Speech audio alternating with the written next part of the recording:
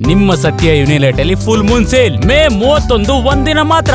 ಸತ್ಯ ಯುನಿಲೆಟ್. ಸದಾಶಿವನಗರದಲ್ಲಿರುವ ಡಿಕೆ ಶಿವಕುಮಾರ್ ನಿವಾಸ ಇವತ್ತು ಶಕ್ತಿ ಕೇಂದ್ರ ಆಗಿತ್ತು. ಬೆಳಗ್ಗೆಯಿಂದಲೇ ಡಿಕೆಶಿ ನಿವಾಸಕ್ಕೆ ಭೇಟಿ ನೀಡಿ ಸಚಿವಾಕಾಂಕ್ಷಿಗಳು ಡಿಕೆಗೆ ಶುಭ ಹಾರೈಸಿ ತಮಗೆ ಸಚಿವ ಸ್ಥಾನ ನೀಡುವಂತೆ ಒತ್ತಡ ಹಾಕಿದರು. ಇದರ ನಡುವೆ ಖ್ಯಾತ ವಾಸ್ತು ತಜ್ಞರಾಗಿರುವಂಥ ಆರಾಧ್ಯ ಡಿಕೆಶಿ ಅವರ ನಿವಾಸಕ್ಕೆ ಕೂಡ ಇವತ್ತು ಭೇಟಿಯನ್ನು ಕೊಟ್ಟರು. ಜೂನ್ 3ರಂದು ಪ್ರಮಾಣ ವಚನ ಸ್ವೀಕರಿಸುವಂತೆ ಸಲಹೆ ನೀಡಿದರು.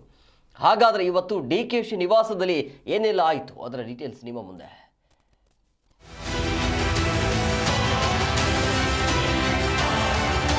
ಹೌದು, ಕೆಪಿಸಿಸಿ ಅಧ್ಯಕ್ಷ ಡಿಕೆ ಶಿವಕುಮಾರ್ ನಿವಾಸದಲ್ಲಿ ಇವತ್ತು ರಾಜಕೀಯ ಚಟುವಟಿಕೆಗಳು ಗರಿಗೆದರಿದ್ದವು. ನೂತನ ಸರ್ಕಾರದಲ್ಲಿ ಸಚಿವ ಸ್ಥಾನ ಹಾಗೂ ಡಿಸಿಎಂ ಹುದ್ದೆಯ ಮೇಲೆ ಕಣ್ಣಿಟ್ಟಿರುವ ನಾಯಕರು ಬೆಳಗ್ಗೆಯಿಂದಲೇ ಸದಾಶಿವನಗರದ ನಿವಾಸಕ್ಕೆ ಕ್ಯೂ ನಿಂತಿದ್ರು. ಡಿಕೆ ಶಿವಕುಮಾರ್ಗೆ ಹೂಗುಚ್ಛ ನೀಡಿ ಶುಭ ಹಾರೈಸಿದ ಆಕಾಂಕ್ಷಿಗಳು ತಮಗೆ ಸಚಿವ ಸ್ಥಾನ ನೀಡುವಂತೆ ಬ್ಯಾಟಿಂಗ್ ನಡೆಸಿದ್ರು. ಇದೇ ವೇಳೆ ಡಿಕೆಶಿ ನಿವಾಸಕ್ಕೆ ಜ್ಯೋತಿಷಿ ಹಾಗೂ ವಾಸ್ತು ತಜ್ಞ ಬಿಪಿ ಆರಾಧ್ಯ ಭೇಟಿ ನೀಡಿ ವಿಶೇಷ ಚರ್ಚೆ ಮಾಡಿದರು.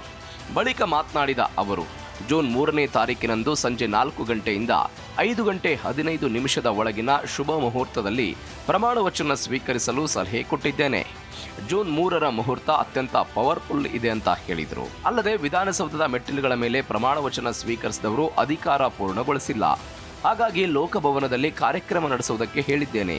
ಡಿಕೆಶಿ ನಕ್ಷತ್ರ ಬಲವಾಗಿದ್ದು ದೀರ್ಘಾವಧಿ ಆಡಳಿತ ನಡೆಸಲಿದ್ದಾರೆ ಅಂತ ಭವಿಷ್ಯ ನುಡಿದರು. 3ನೇ ತಾರೀಕು ಬುಧವಾರ ಕೊಟ್ಟಿದ್ದೀನಿ, ಸಾಯಂಕಾಲ 5:15ಗೆ. 3ನೇ ತಾರೀಕು ಏನಪ್ಪ ಅಂದರೆ ಅವತ್ತು ಪೂರ್ವಾಷಾಢ ನಕ್ಷತ್ರ ಇದೆ. ಅವತ್ತು ಸಿದ್ಧಿಯೋಗ, ಅವರಿಗೆ ಪರಮಮಿತ್ರ ತಾರೆ ಆಗುತ್ತೆ. ಪರಮಮಿತ್ರ ತಾರೆ ಅಂದರೆ ಮುಂದೆ ಅನುಕೂಲ ಆಗುವಂಥ ಸ್ಥಿತಿ. ಮತ್ತು ಅವರು ವೃಶ್ಚಿಕ ಲಗ್ನ ಕೊಟ್ಟಿದ್ದೀನಿ. ವೃಶ್ಚಿಕ ಲಗ್ನಕ್ಕೆ 9ನೇ ಮನೆ ಗುರು ಇದ್ದಾನೆ, ಗುರು ದೃಷ್ಟಿ ಇರುತ್ತೆ. 8ನೇ ಮನೆ ಬುಧ ಮತ್ತು ಶುಕ್ರ ಇದ್ದಾರೆ. 10ನೇ ಮನೆ ರಾಹು ಇದ್ದಾನೆ, ಕೇತು. 4ನೇ ಮನೆ ರಾಹು, 5ನೇ ಮನೆ ಶನಿ, 6ನೇ ಮನೆ ಮಂಗಳ. ಇತ್ತ ವಿಧಾನಸೌಧದ ಭವ್ಯ ಮೆಟ್ಟಿಲುಗಳ ಮೇಲೆ ಕಾರ್ಯಕ್ರಮ ಆಯೋಜಿಸಿದ್ರೆ ಹಿಂದೆ ನಡೆದ ಆರ್ಸಿಬಿ ಕಾಲ್ತುಳಿತದಂತಹ ಘಟನೆ ಮರುಕಳಿಸುವ ಭೀತಿ ಪೊಲೀಸರನ್ನ ಕಾಡ್ತಿದೆ. ಇದೇ ಕಾರಣಕ್ಕೆ ಡಿಐಜಿ ಅನುಚೇತ್ ನೇತೃತ್ವದ ಪೊಲೀಸ್ ಅಧಿಕಾರಿಗಳ ತಂಡ ಡಿಕೆಶಿಯನ್ನ ಭೇಟಿ ಮಾಡಿ ಅಲರ್ಟ್ ಮಾಡಿದೆ. ಜನಜಂಗುಳಿ ಹೆಚ್ಚಾಗಿ ಅಹಿತಕರ ಘಟನೆ ನಡೆದರೆ ತಮಗೆ ಕಳಂಕ ಬರುತ್ತದೆ ಅಂತ ಮುನ್ನೆಚ್ಚರಿಕೆ ವಹಿಸಿದ ಡಿಕೆಶಿ ಲೋಕಭವನದಲ್ಲೇ ಪ್ರಮಾಣ ವಚನ ಸ್ವೀಕಾರ ಕಾರ್ಯಕ್ರಮ ನಡೆಸಲು ಗ್ರೀನ್ ಸಿಗ್ನಲ್ ನೀಡಿದ್ದಾರೆ ಅಂತ ಹೇಳಲಾಗಿದೆ. ಇನ್ನು ಡಿಕೆ ನಿವಾಸಕ್ಕೆ ಭೇಟಿ ನೀಡಿದ ಮಾಜಿ ಸಚಿವ ಈಶ್ವರ್ ಖಂಡ್ರೆ ಸಿಎಂ ಆಗಿ ಆಯ್ಕೆಯಾಗಿರೋದಕ್ಕೆ ಡಿಕೆಶಿಗೆ ಅಭಿನಂದನೆ ಸಲ್ಲಿಸಿದರು.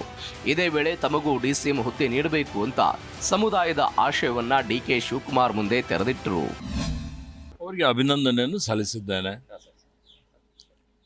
ಪಕ್ಷದ ಬಗ್ಗೆ, ನಮ್ಮ ಭಾಗದ ಅಭಿವೃದ್ಧಿ ಬಗ್ಗೆ, ನಮ್ಮ ಅರಣ್ಯ ಇಲಾಖೆಯಲ್ಲಿ ನಾವು ಮಾಡಿದಂಥ ಒಂದು ಸಾಧನೆ ಸುಧಾರಣೆಗಳ ಬಗ್ಗೆ ಚರ್ಚೆ ಮಾಡಿದ್ದೇನೆ. ಮತ್ತು ಮುಂದೆ ಯಾವ ರೀತಿಯಲ್ಲಿ ಪಕ್ಷವನ್ನು ತೆಗೆದುಕೊಂಡು ಹೋಗಬೇಕು ಮತ್ತು ಅವೆಲ್ಲ ವಿಷಯಗಳ ಬಗ್ಗೆ ಚರ್ಚೆ ಆಗಿದೆ. ಇವರ ಬೆನ್ನಲ್ಲೇ ಅರಸೀಕೆರೆ ಶಾಸಕ ಕೆಎಂ ಶಿವಲಿಂಗೇಗೌಡ ಕೂಡ ಡಿಕೆಶಿ ಭೇಟಿಯಾಗಿ ಸಚಿವ ಸ್ಥಾನಕ್ಕಾಗಿ ಹಕ್ಕು ಮಂಡಿಸಿದ್ರು.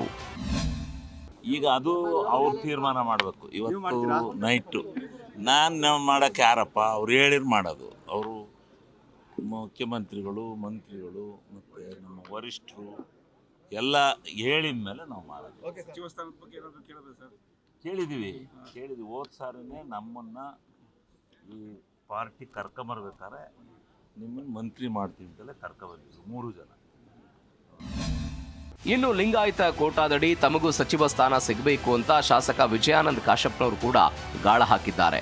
ನನಗೆ ಸಚಿವ ಸ್ಥಾನ ಸಿಗುತ್ತೆ ಅನ್ನೋ ನಂಬಿಕೆ ಇದೆ ಅಂತ ವಿಶ್ವಾಸ ವ್ಯಕ್ತಪಡಿಸಿದರು. ಮೊದಲ ಹಂತದಲ್ಲಿ ಹಿರಿಯರನ್ನಷ್ಟೇ ಸೇರ್ಪಡೆ ಮಾಡ್ಕೊಳ್ತಾರೆ ಅನ್ನೋ ಮಾತು ಸರ್. ಗೊತ್ತಿಲ್ಲ ಯಾರನ್ನ ಸೇರ್ಪಡೆ ಮಾಡ್ತಾರೋ, ಯಾರನ್ನ ಬಿಡ್ತಾರೋ ಅನ್ನೋದು ನಮ್ಗೆ ಯಾವುದು ಇನ್ನೂ ಗೊತ್ತಿಲ್ಲ. ಬಟ್ ಅವಕಾಶ ನಾವು ಕೇಳಿದ್ದೀವಿ, ಕೊಡ್ತಾರೆ ಅನ್ನೋ ನಿರೀಕ್ಷೆ ಇದೆ. ಖಂಡಿತ ನಿರೀಕ್ಷೆ, ಭರವಸೆ, ಗ್ಯಾರಂಟಿನೂ ಇದೆ. ಇವರಷ್ಟೇ ಅಲ್ಲದೆ ಶಾಸಕರಾದ ಶ್ರೀನಿವಾಸ್ ಮಾನೆ, ಹಂಪನಗೌಡ ಬಾದರ್ಲಿ, ಬಸವನಗೌಡ ಪಾಟೀಲ್, ಗಣಿಗ ರವಿಕುಮಾರ್, ಸತೀಶ್ ಜಾರಕಿಹೊಳಿ ಹಾಗೂ ಲಕ್ಷ್ಮೀ ಹೆಬ್ಬಾಳ್ಕರ್ ಸಹೋದರ ಚನ್ನರಾಜ್ ಹಟ್ಟಿಹೊಳಿ ಸೇರಿದಂತೆ 10 ನಾಯಕರು ಡಿಕೆ ಶಿವಕುಮಾರ್ ಭೇಟಿ ಮಾಡಿ ಶುಭ ಹಾರೈಸಿದರು. ಒಟ್ಟಾರೆ ಡಿಕೆ ಶಿವಕುಮಾರ್ ನಿವಾಸದಲ್ಲಿ ಸಚಿವ ಆಕಾಂಕ್ಷಿಗಳ ಕೊನೆಯ ಹಂತದ ಕಸರತ್ತು ಜೋರಾಗಿತ್ತು. ಡಿಕೆ ಬೆಂಬಲಿಗರ ಮುಖದಲ್ಲಿ ಸಿಎಂ ಪಟ್ಟದ ಸಂತಸ ಮನೆ ಮಾಡಿದರೆ ಸಚಿವ ಆಕಾಂಕ್ಷಿಗಳ ಮುಖದಲ್ಲಿ ಮಿನಿಸ್ಟರ್ ಗಿರಿ ಎಲ್ಲಿ ಮಿಸ್ ಆಗುತ್ತೋ ಅನ್ನೋ ಟೆನ್ಷನ್ ಎದ್ದು ಕಾಣ್ತಿತ್ತು. ಪ್ರಸನ್ನ ದೇವನೂರು, ಜೀ ಕನ್ನಡ ನ್ಯೂಸ್, ಬೆಂಗಳೂರು.